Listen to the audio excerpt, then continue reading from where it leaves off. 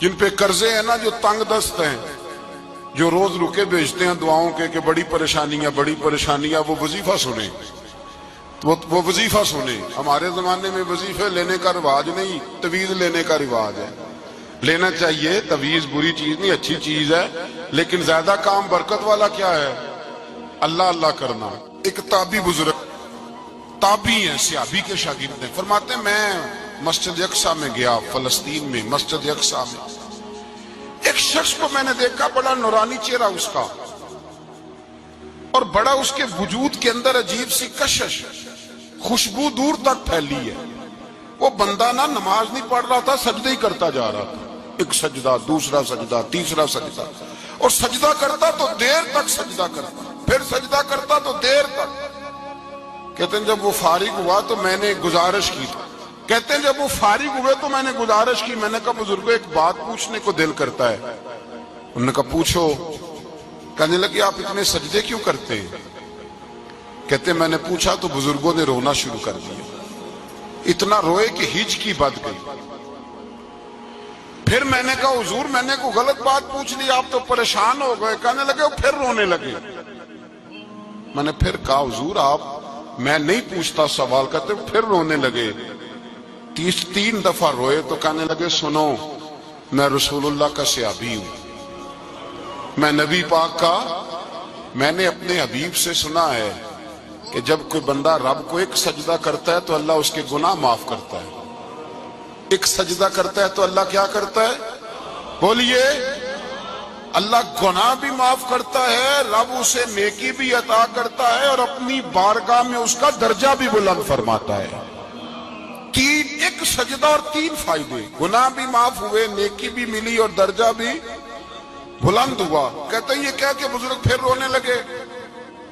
جب وہ خاموش ہوئے تو میں نے کہا حضور اگر ناراض نہ ہوں تو مجھ پر تو کیفیت ہی عجیب طاری ہو گئی ہے، آپ کے اس رنگ نے میرا بھی رنگ بدل دیا ہے، پوچھ سکتا ہوں آپ کون ہیں؟ پوچھ سکتا ہوں آپ کون ہیں؟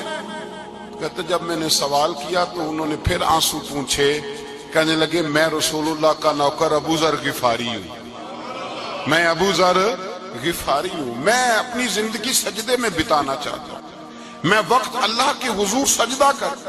ہمارے ہاں میں نے اس دن بھی کہا تھا، ہمارے ہاں لوگوں نے بہانہ بنا لیا ہے حضور بخشوا دیں گے، محفل نعت 6 گھنٹے کی، نماز 5 منٹ کی، حضور بخشوا دیں گے۔ سنو نا جنہیں حضور بخشوا رہے ہیں، حضور انہیں بتا کیا رہے ہیں؟ حضور انہیں بتا کیا رہے ہیں؟ اللہ اکبر، کیا انداز ہے۔ حضرت ربیعہ بن کعب کہتے ہیں میں حضور کو وضو کرایا کرتا تھا، بخاری مسلم میں۔ ایک دن حضور نے فرمایا سل یا ربیعہ، ربیعہ کچھ مانگ لو، تو کہتے ہیں میں نے مانگا تو پھر میں نے بھی وہ چیز مانگی جو سب سے قیمتی تھی۔ میں نے کہا حضور جنت میں وہ والا مکان چاہیے جس کی دیوار کے دوسری جانب آپ کا حجرہ انور ہو، جس کی دوسری سائیڈ پہ آپ کا گھر ہو، تو ہڈی میری کاند سانجی ہو گئی، وہ والا مکان چاہیے۔ تو نبی پاک نے فرمایا جا تجھے دیا، جا تجھے، بولیے جا تجھے، کمال ہو گئی، جا تجھے دیا۔ کون دیتا ہے؟ دینے کو منہ چاہیے، دینے والا ہے سچا ہمارا، میں جا تجھے دیا۔ ایک میری بات یاد رکھنا، حضور کیا فرمایا؟ اپنی زندگی میں سجدے زیادہ کرنا۔ کیا زیادہ کرنا؟ چلو سارے بولے ایک دفعہ، کیا کرا؟ کیا زیادہ کرنے؟ تو حضور بھی فرماتے ہیں میرا جنت میں پڑوسی وہ ہوگا جو سجدے زیادہ کر کے آئے گا۔ تو میرے بھائی اگر تو سجدہ ہی نہیں کرتا، تو اس لذت سے ہی ناشنا ہے، نماز جلدی کی، باقی سارے کام لیٹ گئے، مسجدوں میں بیٹھے ہیں لوگ، خوش گپیاں چل رہی ہیں، بڑی بڑی لمبی، نماز کا وقت آیا تو چھوٹی ہو گئی، فٹافٹ کرو۔ نماز، عبادت، ریاضت، یہ تو بندے کو اللہ کے قریب۔ حضرت عبداللہ بن جعفر، حضرت جعفر طیار کے بیٹے تھے، نبی پاک کی پھوپھی کے بیٹے تھے، حضرت زبیر بن عوام رضی اللہ تعالیٰ، وہ انتقال کر گئے۔ ان کا جب وصال ہوا تو 10 لاکھ دینار کا قرضہ تھا ان پر، اور جو زمین انہوں نے چھوڑی وہ زمین بنجر تھی۔ لو سن لے، جن پر قرضہ چڑھا ہوگا وہ نسخہ بھی سن لے، جن پہ قرضے ہیں نا، جو تنگ دست ہیں، جو روز رکے بھیجتے ہیں دعاؤں کے کہ بڑی پریشانیاں بڑی پریشانیاں، وہ وظیفہ سنیں، وہ وظیفہ سنے. ہمارے زمانے میں وظیفے لینے کا رواج نہیں، تویز لینے کا رواج ہے. لینا چاہیے، تویز بری چیز نہیں، اچھی چیز ہے، لیکن زیادہ کام برکت والا کیا ہے؟ اللہ اللہ کرنا. کیا کام ہے؟ سجدہ کرنا برکت والا کام ہے.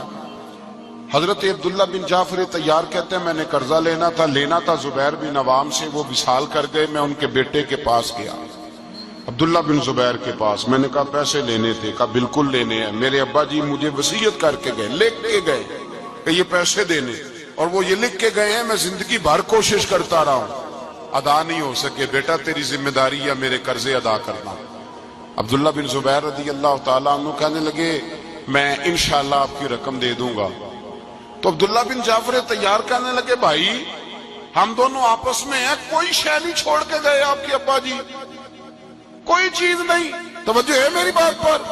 یہ صحابہ کا ذرا انداز دیکھیے گا بندگی کا، کوئی چیز نہیں چھوڑی.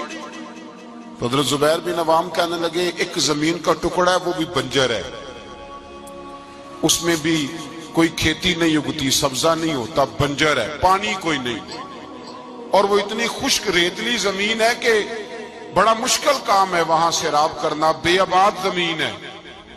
حضرت سیدنا عبداللہ بن جعفر کہنے لگے تو اس طرح کر، وہ مجھے ساری نہ دے، اس میں سے تھوڑی سی مجھے دے دے، میں 10 لاکھ دینار کے عوض وہی رکھ لیتا، تیرے باپ کا قرضہ ادا ہو گیا، دے تو صحیح.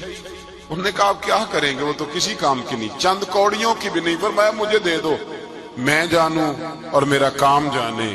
او بھائی یہ تھے بندگی والے لوگ، یہ تھے جن کا رب سے رشتہ ہے، جنہوں نے حضور کے صلی اللہ علیہ وسلم کے پاس بیٹھ کر بندگی سیکھی تھی. کہتے زمین کا ٹکڑا لے لیا، بنجر بے آباد ریتلی زمین، جب میرے حصے میں آئی پہلے دن اپنے غلام سے کہنے لگے جو جگہ تجھے زیادہ سخت لگتی ہے نا وہاں میرا مصلی بچھا دے، جو تجھے زیادہ بنجر بے آباد لگتی ہے وہاں مصلی بچھا، مصلی بچھا. غلام نے مصلی بچھایا تو عبداللہ بن جعفر نے اللہ اکبر کہہ کے نیت باندھی. یہ حضرت جعفر طیار کے بیٹے ہیں، حضرت علی کے بھتیجے. انہوں نے نیت باندھی نماز کی، سر سجدے میں رکھا، رونے لگے، کہنے لگے اللہ میں بھی تیرا بندہ اور جس سے لینے تھے وہ بھی تیرا بندہ، خدا بندہ ہمارے درمیان مہربانی فرما، کرم نوازی کر، رحمت کا فیصلہ فرما. اتنا روئے کہ مصلی بھیگ گیا. کہتے اتنا تڑپ رہے تھے کہ صحابہ اکٹھے ہو گئے ان کے گرد، مصلی بھیگ گیا. جب بھیگا ہوا مصلی نماز مکمل کر کے اٹھایا نا، کہتے مصلی اٹھایا تو نیچے سے اللہ نے پانی کا چشمہ جاری فرما دیا، اللہ نے پانی کا چشمہ جاری کر دیا. فرمایا بناؤ حوض، کرو کھیتیاں سیراب. فرماتے ہیں جہاں ایک درخت نہیں اگتا تھا اللہ نے پورا باغ اگا دیا، جہاں ایک پھل نہیں ہوتا تھا وہاں عالی شان پھل لگ گئے، قرضے بھی ادا ہوئے. حضرت زبیر بن عوام کے بچوں کے پاس مال دولت بھی بچ گیا. لوگ جب کہتے ہیں یہ ساری کس چیز کی برکت ہے، اور فرماتے یہ ساری سجدوں کی برکت ہے، یہ رب کی بندگی کی برکت ہے جی. اس کی بارگاہ میں نماز پڑھنے کی مسلمان توجہ نہیں کرتا، توجہ نہیں. جاگ رہے ہیں آپ حضرات؟ یہاں کوئی حکومت اعلان کرے نا کہ ہر نماز کے بعد 500 روپیہ، کتنا جی؟ میرے خیال ہے کسی بھی نہیں ہونا مسجد جی، آؤ گے کہ نہیں؟ تھوڑے جے بول دے ہو، جڑے نہیں بول دے انہوں نے بالکل ہی نہیں نہ ہونا، انہوں نے پکا پتہ لگ. او خدا کے بندو بات سمجھو، رب فرماتا ہے تو مسجد آدھا میں تجھے برکت عطا کروں گا. کئی جگہ مسائل نہیں بنا دیے گئے، وہ چھوڑو دیے تو نفل ہے، چھوڑو دیے تو غیر مؤکدہ ہے. اعلیٰ حضرت فاضل بریلوی فرماتے ہیں جو نفل چھوڑتا ہے نا ایک وقت آتا ہے سنت کے ترک کرنا شروع کر دیتا ہے، اور تارک سنت ایک وقت آتا ہے کہ واجبات کو چھوڑتا ہے. چونکہ وہ سیلاب اچانک نہیں آیا کرتے، پہلے چھوٹا سا سوراخ ہوتا ہے، دریا کے کنارے چھوٹا سوراخ ہوتا ہے، بند نہ کیا جائے تو بڑا ہو جاتا ہے، پھر اور بڑا ہو جاتا ہے، پھر وہ سیلاب بن جاتا ہے.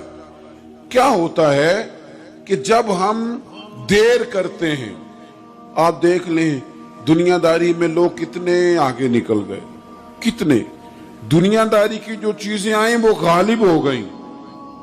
میں آپ سے پوچھ رہا ہوں جتنے لوگوں کے پاس موبائل ہیں اتنے لوگ نمازی بھی ہیں؟ موبائل بعد میں آ کے غالب ہو گیا سب پہ اور نماز. آپ یہ ایوریج نکالے نا، جتنے لوگ فیس بک پہ ہیں اتنے لوگ دینی تعلیم کے میدان میں بھی ہیں، پڑھنے پڑھانے کا مزاج بھی رکھتے ہیں. جتنی نصیحتیں کرنے میں آج لوگ نکلے ہوئے ہیں، کیا اتنی خیر بھی دنیا میں بٹ رہی؟ جتنی جدید ٹیکنالوجی آ گئی سب ہم نے حاصل کر لی، بری بات نہیں، ٹھیک ہے، اچھی بات. لیکن سوال یہ ہے کہ وہ باتیں جو سالوں سے ہو رہی ہیں اور جو ہمارے دین کے فرائض میں شامل ہیں ان پر عمل کب ہوگا؟ اور یہ بہت سارے لوگ ہیں نا دعوت دیتے ہیں کہ آپ تشریف لائیں، اس جگہ پہ آ کے کچھ بات کریں، تو میں دوستوں سے کہتا ہوں تقریریں تو اب بڑی سن لی لوگوں نے، تو زمانہ ہو گیا تقریریں کرتے سنتے. سوال تو یہ ہے کہ جو سنا ہے اس پر عمل کس دن کرنا ہے؟ وہ پہلا قدم جو عمل کا ہے وہ کس دن اٹھانا ہے؟ یہ کوئی گورکھ دھندا تو نہیں ہے نا کہ نشستن گفتن برخاستن. دیکھیں نا قرآن مجید کی آیات نازل ہوتی تھی، صحابہ دوڑ پڑتے تھے عمل کرنے کے لیے. لن تنالوا البر حتى تنفقوا مما تحبون، تم بھلائی کو نہیں پہنچو گے جب تک اپنی پیاری چیز خرچ نہ کرو. تو یہ آیت ہم نے بھی سنی ہوئی ہے. میں آپ سے ہاتھ نہیں اٹھواتا، آپ خود اپنے آپ سے پوچھیں، میں اپنے آپ سے پوچھتا ہوں کب پیاری چیز لا کے خرچ کی ہم نے اللہ کے راستے میں؟ لیکن جب نازل ہوئی تھی، عبداللہ ابن عمر کو گھوڑا پیارا تھا، انہوں نے فوراً لا کے پیش کر دیا تھا. حضرت ابو طلحہ انصاری کو باغ پیارا تھا، انہوں نے فوراً لا کے حضور کی بارگاہ میں پیش کر دیا تھا. ہم کب یہ کام کریں کہ ہم سن رہے ہیں، ہمیں آتی ہے، ہم آگے بڑھا رہے ہیں، لیکن جلدی سے صحابہ کا یہ مزاج تھا کہ جیسے ہی ان تک خیر پہنچی انہوں نے عمل کر کے دکھایا. جیسے نصیحت ملی اس نصیحت پر وہ عامل ہو گئے. امام جعفر صادق رضی اللہ تعالیٰ عنہ سے ایک شخص نے پوچھا، حضور میں دین کی خدمت کرنا چاہتا ہوں، تبلیغ کرنا چاہتا ہوں، کوئی طریقہ بتائیں. بہت سارے لوگ ہیں آج کل جو یہ چاہتے ہیں کہ جناب مجھے نہ کوئی آپ نسخہ بتائیں، کوئی سلیقہ بتائیں، میں دین کا کام کرنا چاہتا ہوں، دعوت خیر دینا چاہتا ہوں، کوئی طریقہ بتائیں. تو سیدنا امام جعفر صادق رضی اللہ تعالیٰ عنہ فرمانے لگے، آسان طریقہ ہے اور بغیر کسی فلسفے کے، بغیر کسی الجھی ہوئی گتھی کے سلجھی ہوئی بات ہے، بالکل طے. تو دین کی تبلیغ کرنا چاہتا ہے؟ اس نے کہا ہاں. تو فرمانے لگے بڑا آسان نسخہ ہے، اگر تو دین پھیلانا چاہتا ہے، تبلیغ کرنا چاہتا ہے تو دین پر عمل کرنا شروع کر دے.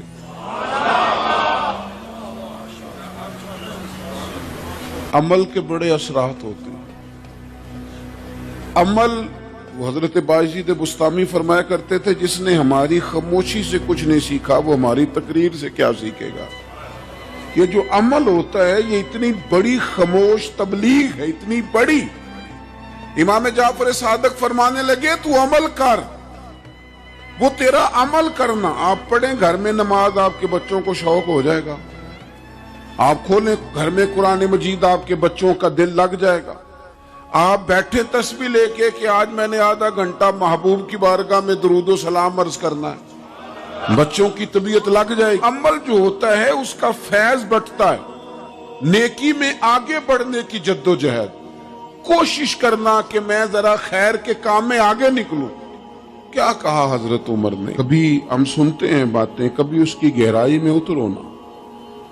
سیدنا فاروق اعظم فرماتے میری ساری عمر دوڑ لگی رہی کہ میں ابو بکر صدیق سے نیکیوں میں آگے نکل جاؤں. ساری زندگی میری دوڑ رہی، جد و جہد رہی کہ میں ابو بکر صدیق سے آگے. 2.5% زکوٰۃ ہے. عمر کہتے ہیں میں 50% لے کے آیا تھا، لیکن میں 50% پہ پہنچا تھا تو ابو بکر 100% پہ پہنچ گئے تھے. وہ سارا ہی لے آئے تھے. میری دوڑ رہی یہاں بھی دوڑ ہے. میری عزت کرو, میرے آنے پہ کھڑے ہو جاؤ, معاذ اللہ میرا اکرام کرو, میں فلاں صاحب ہوتا ہوں. قبیلے میں, برادری میں, سوسائٹی میں, سماج میں یہ نام رکھتا ہوں. میں فلاں سیاسی, سماجی, فلائی, رفائی تعارف رکھتا ہوں. میرا فلاں معاملہ ہے.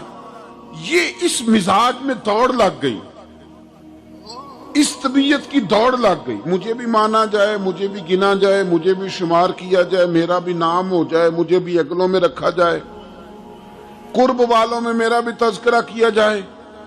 جو دوڑ ہمیں بتائی اور سکھائی گئی تھی, اس دوڑ میں ہم شریک کیوں نہیں ہوتے؟ اس میں آگے کیوں نہیں نکلتے؟ وہ جو ہمیں فرمایا گیا تھا کہ تمہیں پتہ چل جائے پہلی صف کا ثواب کتنا ہے تو تم قرآن اندازی کرو. تو یہ قرآن اندازی کس دن ہونی ہے؟ یہ والی قرآن اندازی کس دن ہونی ہے؟ لیکن وہ قرآن اندازیاں تو ہو رہی ہیں عمرے کے ٹکٹ کی. اتنے عمرے کے ٹکٹ, اتنے عمرے کے, اچھی بات ہے, اس کی بھی کوئی مخالفت نہیں. لیکن جو کام جس میں آگے بڑھنا تھا, جس میں جد و جہد کرنی تھی, جس میں دوڑنا تھا, جس میں کاوش کرنی تھی, اس میں تو ہم پیچھے ہیں.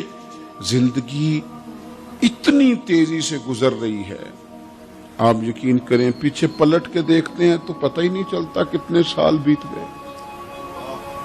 بھی ایسے لگتا ہے کل ہی تو ابھی داخل کرایا تھا گھر والوں نے اسکول میں, ابھی اگلے دن کی بات ہے دارالعلوم میں داخل ہوئے تھے اور اتنے سال بیت گئے, اتنا وقت گزر گیا. ہم عجیب مزاج کے لوگ ہیں, یہ چاہتے ہیں کہ ہمارے بچے بڑے ہو جائیں, یہ نہیں چاہتے کہ ہم بوڑھے ہو جائیں.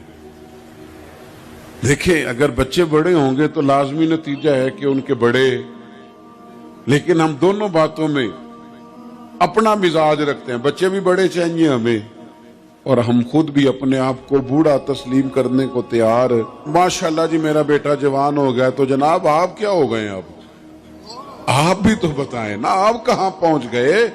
وہ کیا دور تھا جب کہتے تھے میرے بیٹے کو میرا جوتا پورا آنے لگا ہے. جیسے جیسے بچے بڑے ہوتے تھے والدین کے لہجے میں ٹھہراؤ آتا تھا, ان کی 5 نمازوں کے ساتھ تہجد بھی شروع ہوتی تھی, اشراق اور چاشت بھی شروع ہوتی تھی. وہ چاہتے تھے کہ ہمارے بچے ہمیں زیادہ سے زیادہ خیر کرتا دیکھیں. وہ اپنے لفظوں پر, جملوں پر, زبانوں پر, انداز پر کنٹرول کرتے تھے. میاں بیوی ایک دوسرے سے کہتے تھے اب لڑنا نہیں ہے, بچے اثر قبول کرتے ہیں, بڑے ہو گئے, اب ہمیں ماحول اور طرح کا بنانا ہے. کب آگے نکلیں گے نیکیوں میں؟ کب ہم جد و جہد کریں گے؟ کب ہم یہ والا کام کریں گے کہ نہیں اب مجھے سنور جانا چاہیے, نہیں اب میرے اندر مثبت تبدیلی آنی چاہیے, نہیں اب مزاج میں حلم, بردباری, وقار, وزاداری, یہ چیزیں مجھے پیدا کرنی چاہیے. کب بچپنا ختم ہوگا؟ وہ کسی درویش نے کہا تھا نا کہ میں نے 22 سال کے بوڑھے دیکھے اور میں نے 65 سال کے بچے دیکھے. کہا جناب کیا مانا؟ کہنے لگے مانا یہ ہے کہ بزرگی سمجھ کے ساتھ ہوتی ہے, عمر کے ساتھ تھوڑی ہوتی ہے. وہ تو سمجھ کے ساتھ ہے, جس دور میں سمجھ آ گئی, شعور آ گیا, سمجھ گئے بات کو. ورنہ بعض لوگ معذرت کے ساتھ بعض لوگ ساری زندگی سمجھدار ہونے کو تیار ہی نہیں ہیں. وہ کچھ ایسی باتیں کرتے ہیں جو ان کے منصب سے میچ ہی نہیں کرتی, ان کے سٹیٹس کے ساتھ وہ اٹیچ نہیں ہوتی. بھئی یہ بات آپ کو نہیں کرنی چاہیے تھی, آپ کا معیار یہ نہیں تھا, معیار بلند ہے آپ کا, آپ اپنے سٹیٹس کے حساب سے بات کریں گے. تو میرے عزیز آگے بڑھا جائے. اب تو کئی ہمارے کلاس فیلو چلے گئے, کئی ساتھ رہنے والے چلے گئے, کئیوں کو ہم دیکھتے ہیں وہ کہتے ہیں یار مہینوں ہو گئے چارپائی پہ پڑے, ملاقاتیں ادھوری رہ گئی ہیں, کئی باتیں ضروری رہ گئی ہیں, کئی لوگ رخصت ہو گئے. تو کیا ہم کب کس وقت ہم عبرت پکڑیں؟ بچپ کر کے جنازہ پڑھ کے آ گئے کہ صرف اسی کا ہونا تھا, قبر پہ فاتحہ پڑھ کے آ گئے کہ صرف اسی کو دفن ہونا تھا, کسی کی کل خانی میں چہلوں میں شرکت کر کے آگے کسی کی ہونی تھی, میری ہونی نہیں ہے. اپنے اعمال میں پختگی لائی جائے، آگے بڑھا جائے۔ حضرت جابر ابن عبداللہ رضی اللہ تعالیٰ عنہ فرماتے میں نے میدان احد میں ایک صحابی کو دیکھا، کھجور کھا رہے تھے۔ کتنا ٹائم لگتا ہے کھجور کھانے میں؟ گوشت کی بھری ہوئی پلیٹ نہیں تھی ان کے سامنے کہ ساری خالی ہونے میں دیر لگے گی، کھجور کھا رہے تھے، بخاری شریف ہے۔ اور کھجور کھاتے کھاتے کریم محبوب علیہ السلام کی عالی مرتبت بارگاہ میں عرض گزار ہوئے، یا رسول اللہ اگر آج میں شہید ہو جاؤں تو کہاں جاؤں گا؟ تو حضور نے فرمایا جنت میں۔ حضرت جابر ابن عبداللہ فرماتے ہیں وہ بات انہوں نے سنی تو وہ جو کھجور کھا رہے تھے وہ باقی کے منہ سے نکال دی۔ کیا مانا؟ کہیں کھجور کھاتے کھاتے دیر نہ ہو جائے، کہیں دیر نہ ہو جائے۔ وہ کھجور نکال دی اور میدان میں اترے اور وہ لڑے اور انہوں نے جد و جہد کی اور وہ اسلام کا نام لے کر ڈٹ گئے، رسول اللہ صلی اللہ تعالی علیہ وسلم کے پیغام پر کھڑے ہو گئے، اللہ نے انہیں شہادت عطا کر دی۔ انہوں نے کھجور کھانے کا وقت بھی انتظار نہیں کیا کہ کہیں لیٹ نہ ہو جائے۔ کیا معنی ہے؟ کھجور کھانے سے پہلے پہلے اللہ نے انہیں جنت عطا فرما دی۔ ہمارا تو جناب وہ میرا پروگرام بن گیا، بس میں حج کر رہا ہوں، پھر اس کے بعد میں نے ولی اللہ ہو جانا۔ بھائی یہ بچوں کی شادی ہو جائے، تھوڑے سے کام ہے، میں پھر مسجد میں ہی ہوں۔ بھائی دلی تو بڑی دور ہے، دلی دور است۔ یہ آپ جو باتیں سنا رہے ہیں یہ تو لمبی ساری بات ہے، یہ تو کام شروع کر دینا چاہیے تھا، اس پر تو عمل شروع کر دینا، روکا کس نے؟ آپ بچوں کے بیاہ بھی کریں لیکن ساتھ حضور کی بارگاہ میں درود و سلام بھی پیش کریں۔ آپ ڈیوٹی پہ بھی جائیں، رزق حلال بھی کمائیں، پر اگر رب توفیق دینا تو سویرے اٹھ کے ایک سپارہ قرآن مجید کا تلاوت بھی فرمائیں۔ اپنے آپ کو آراستہ پیراستہ کریں، نیکیوں کے ساتھ جد و جہد کریں۔ اگر اللہ تبارک و تعالیٰ نے رزق حلال دیا ہے، اللہ کی راہ میں خیر کے ساتھ بانٹنا ہے، تو پھر اس میں جلدی کریں، پھر دیر نہ کریں۔ جوانوں، جس طرح سیر کرنے کا عمر جوانی ہے نا، کھانے پینے کا عمر جوانی ہے، اور کہیں آنے جانے کا ٹائم جوانی ہے، میں سچ بتاتا ہوں عبادت کرنے کا ٹائم بھی جوانی ہے، دین کی نوکری کرنے کا وقت بھی جوانی ہے، ذکر کرنے کا ٹائم بھی جوانی کا ہے، درود و سلام عرض کرنے کا ٹائم بھی، کعبۃ اللہ کے پھیرے کا مزہ بھی جوانی میں، اور حضور کی محبت میں رونے کا مزہ بھی جوانی میں، ان کا نام لے لے کے جینے کا مزہ بھی جوانی میں، ان کے تذکروں کا مزہ بھی جوانی میں۔ عشق لگا سی کھیڈاں کھیڈ دی نو، تے مینوں کھیڈاں پل گئیاں، میں کجل پایا سی یار دے ویکھنے نو، پھر او دی یاد وچ روندیاں ہی ڈل گئیاں۔ وہ جو سارا کچھ ابا نے تمہیں دیا وہ مسجد میں اعلان کرا کے دیا تھا کہ بغیر اعلان کے دے دیا تھا؟ بولیں، اعلان کرا کے دیتا ابا؟ جمعے والے دن آ کے مسجد میں کہ اعلان کرا دو میں اپنے بیٹے کو زمین دے رہا ہوں، تو میں نے کہا تو صرف 50,000 دے رہا ہے، وہ بھی اعلان کرا کے؟ بس کر یار، کیا اور اپنے والد کے لیے دے رہا ہے، کسی اور کے لیے؟ مطلب ان تکلفات سے اب نکل آئیں، اب دنیا آگے نکل گئی ہے، اب ان چھوٹی باتوں سے آگے بڑھیں، پیار کریں، اللہ کی مخلوق سے محبت کریں۔ امام فخر الدین رازی رحمت اللہ تعالی علیہ تفسیر کبیر میں لکھتے ہیں، نبی کریم صلی اللہ علیہ وسلم نے فرمایا ایک بڑا گناہگار شخص، سیاہ کار، قیامت کے دن اللہ کے حضور کھڑا کیا جائے گا اور فرشتے اس کا نامہ اعمال کھولیں گے تو وہ ڈرے گا، خوف کھائے گا، تو رب کریم فرمائے گا اسے کوئی سزا نہیں دینی، میرا ارادہ ہے، قدرت بن گیا ہے، میں اسے بغیر حساب کتاب جنت دوں گا۔ بس مالک ہے نا، فضل عدل کریں تے تھر تھر کمبل، اونچیاں شانہ والے تے جے فضل کریں تے پھر بخشے جامن میرے جے منہ کالے، کہا میرا ارادہ معاف کرنا اسے، اب معافی مل گئی، جنت میں جانے لگا تو خود ہی بڑا شرمندہ ہو گیا۔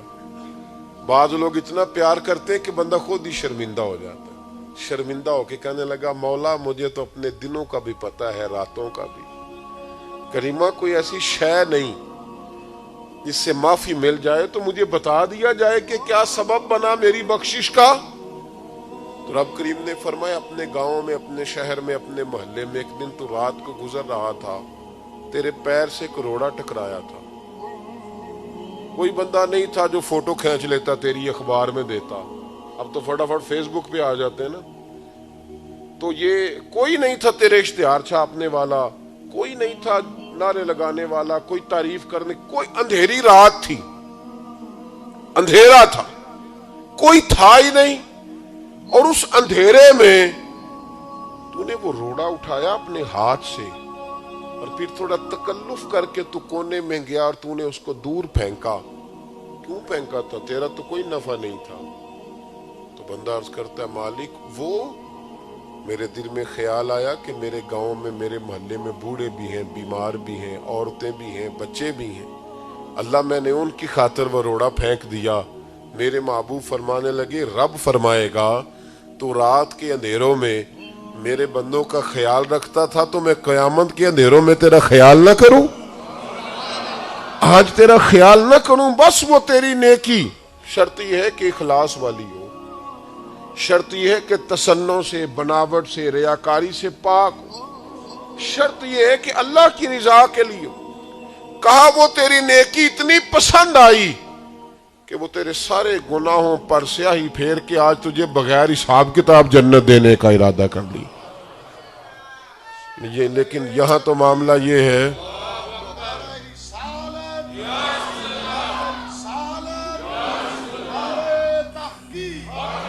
یہاں اللہ آپ کو جزا دے، یہاں یہ معاملہ ہے کہ ہمارا بھائی نا 10 میل پہ جا کے کسی دوست سے قرضہ لے آتا ہے پر ہمیں نہیں دکھ بتاتا۔ وہ کہتا ہے یہ پہلے اپنی بیوی سے مشورہ کرے گا، پھر 20 یاروں کے سامنے شکوہ کرے گا کہ مجھے جینے نہیں دیتے، روز پیسے مانگتے۔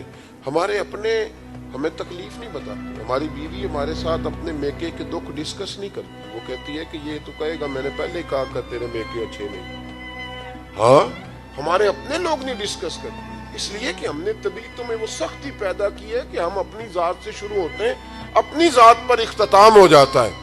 اس طرح تو ختم ہو جائیں گے ہم، جو اپنی ذاتیں بناتے رہتے تو مٹ جاتے ہیں، کچھ ان کے ہاتھ نہیں آتا۔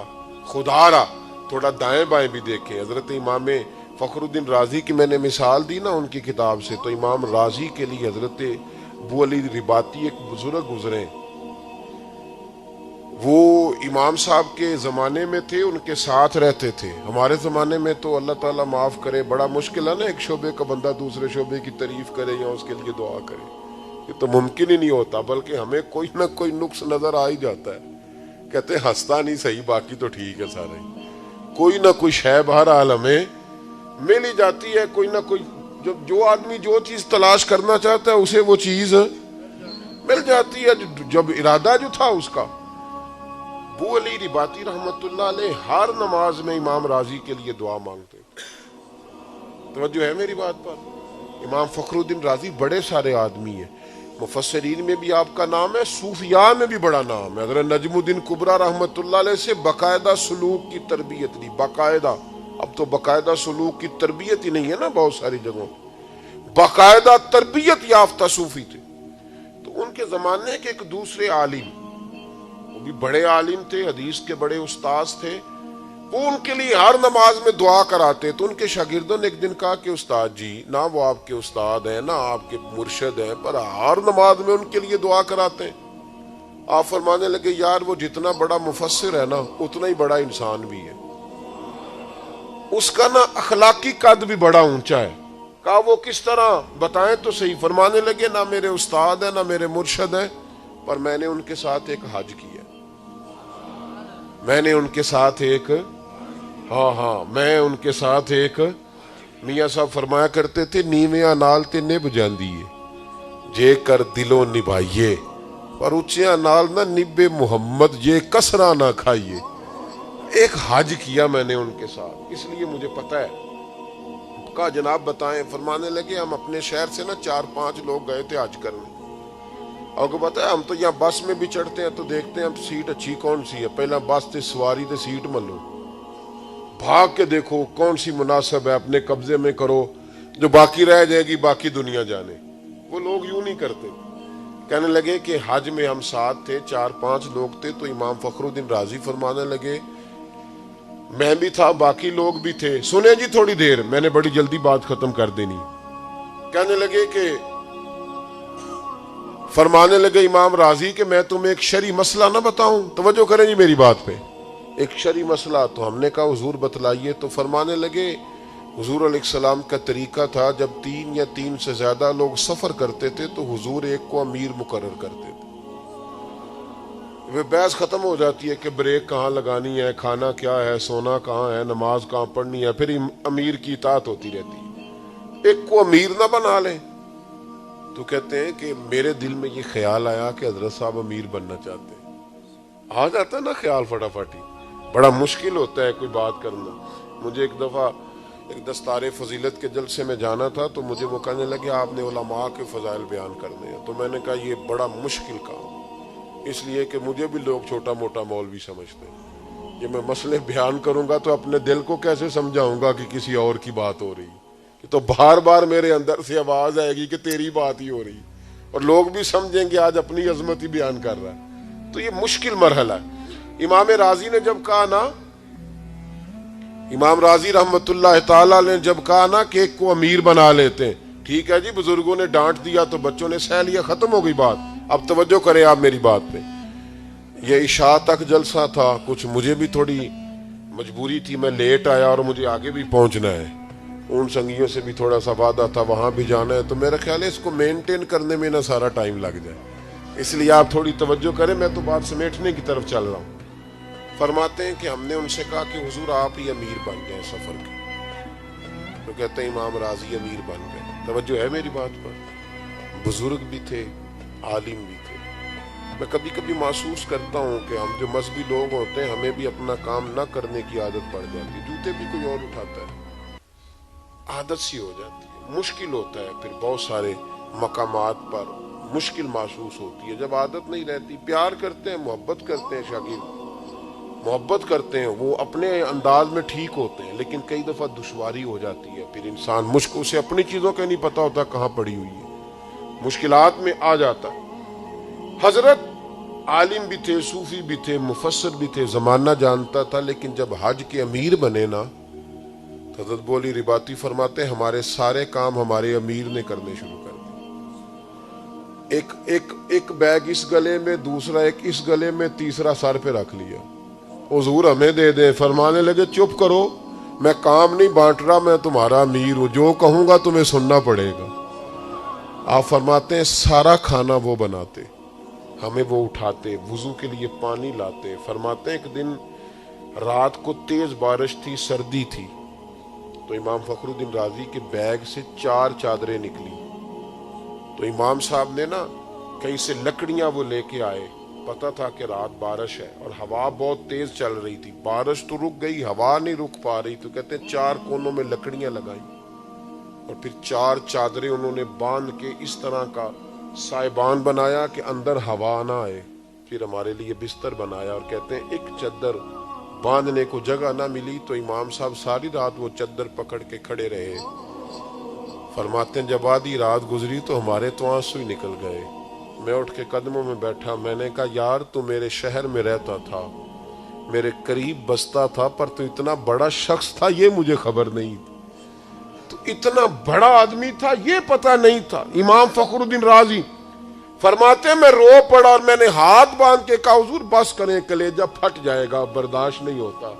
اتنی نوکری نہ کریں کہ ہمارے اوپر پھر یہ قرض چکانا مشکل ہو جائے. حضرت بولی رباطی کہتے ہیں بڑی مشکل سے انہیں بٹھایا اور پھر منتیں کر کر کے سارے سفر میں 6 مہینے کا سفر تھا جانے آنے کا. کہتے ہیں منت کر کر کے تھوڑے تھوڑے کام کیے. آپ فرماتے ہیں میرے والد سے بھی مجھے بڑا ہی پیار ہے, استاد اور مرشد سے بھی بڑا عشق ہے, لیکن جب میں دعا کے لیے ہاتھ اٹھاتا ہوں تو میرے لبوں پر امام راضی کا نام سب سے پہلے جاری ہو جاتا ہے. سب سے تھوڑا پیار کریں, تھوڑی محبت کریں. آپ یقین کریں بہت سارے لوگوں کو ضرورت ہے کہ کوئی انہیں سمجھائے, کوئی اچھا آدمی ان سے دوستی کرے. کچھ لوگوں کو ضرورت ہے, وہ مانگنا نہیں چاہتے, ہاتھ نہیں پھیلانا چاہتے. ان کی ضرورت ہے کہ کوئی تھوڑا سا دولت مند آدمی تھوڑا سا انہیں کام سٹارٹ کر کے دے دے. وہ پتہ نہیں کتنا امت کا, ملت کا فائدہ کریں گے. لیکن ہم ہاتھ تھامنے کو تیار نہیں, آگے بڑھنے کو تیار نہیں, پیار کرنے کو تیار نہیں. محبت جب آپ اللہ کی مخلوق سے کریں گے اور جب آپ ان کی اشک شوئی کرنے کی کوشش کریں گے, جب آپ تھوڑا سا آگے بڑھیں گے. دیکھیں نا, امام غزالی کا وصال ہو گیا تو کسی نے خواب میں دیکھا کہ حضور اللہ نے بڑا استقبال کیا ہوگا, تو آپ فرمانے لگے اس نے فضل کیا اور غزالی کو معاف کر کے جنت کا اعلیٰ درجہ دیا. تو کہ حضور کون سی کتاب, کون سی نیکی, کون سا خیر کا کام؟ فرمانے لگے ساروں پر ہی اللہ بڑا کریم ہے, پر میں نے جب پوچھا نا میری بخشش کا سبب کیا بنا, تو مجھے بتایا گیا کہ غزالی تو ایک دن لکھ رہا تھا اور تو نے سیاہی پاس رکھی تھی, قلم تیرے ہاتھ میں تھا, اور تو نے, آپ کو پتہ ہے وہ پرانے زمانے میں ابھی تھوڑے سال گزرے کہ وہ سیاہی لگا کے قلم سے لکھا جاتا تھا. تو کہتے میں نے دوات میں سیاہی لگائی اور جب میں نے اٹھائی نا تو گرمی بڑی شدید تھی, ایک مکھی آ کے سیاہی پہ بیٹھ گئی. میں چاہتا تو اڑا دیتا, میرے دل میں خیال آیا بیچاری پیاسی ہے, کبھی پی لینا کبھی سارا پانی, اور اس کی پیاس بجھ جائے تو میں دوبارہ لگا لوں گا, سیاہی بڑی ہے. فرماتے اس نے پیا اور پی کر کے جب وہ اڑ گئی تو مجھے میرے دل کو سکون بڑا ہوا, پر میں وہ بات بھول گیا, پھر کبھی یاد بھی نہ آئی. پتہ تو تب چلا جب قیامت میں اس بات کا اجر ملا. جب اس کا اجر ملا نا, رب کریم نے فرمایا وہ تو میری چھوٹی سی مخلوق پہ رحم کھائے, میں نے آج تیرے لیے جنت کے دروازے کھلوا دیے ہیں. تھوڑا پیار کریں, تھوڑی محبت کریں یار. ہم اس رسول کے ماننے والے ہیں صلی اللہ علیہ وسلم. میں نے برطانیہ میں نا وہ کم روڈ بلاک ہوتے ہیں, تو ایک روڈ میں نے بلاک دیکھا, تو میں نے ادھر کیا بھائی, کہنے لگے کتا گاڑی کے ساتھ لگ گیا, تو روڈ بند ہے, تو ایمبولنس آئی تو کتے کو اٹھا کے لے گئی. مجھے تکلیف ہوئی, میں ان لوگوں کے عقیدے اور ان کے معاملات سے بڑا پریشان تھا. بہت سارے لوگ تو کسی کو مانتے ہی نہیں, اب دہری ہو گئے وہاں. لیکن میں نے کہا یار پتہ ہے ہمارے ہاں کیا ہوتا ہے, کتا اگر سڑک پہ مر جاتا ہے نا تو پھر اس کے اوپر سے گاڑیاں گزرتی رہتی, کوئی اس کو اٹھا کے سائیڈ پہ, ایسا ہی ہوتا ہے. یعنی اس کو کوئی شخص, روڈ پہ بریکیں تو لگتی ہیں نا, لیکن تب لگتی ہیں جب کوئی بیچارہ غلطی سے بھی گاڑی ٹچ کر جائے نا, پھر روک لیتے ہیں, کہتے تو نہیں جا سکتا, اب نہیں تو نکل سکتا. لیکن کتا جانور ہے نا, سانس ہے نا اس کے اندر. اور یہ بھی ہم روز سنتے ہیں کہ کتے کا قرآن میں ذکر آیا ہے, کتا وفادار ہے اور ولیوں کا وفادار ہے, اور یہ کتا جنت میں جائے گا انسانی شکل میں جو اصحاب کہف کا کتا تھا. لیکن کتے مسل دیے جاتے ہیں, مسل دیے.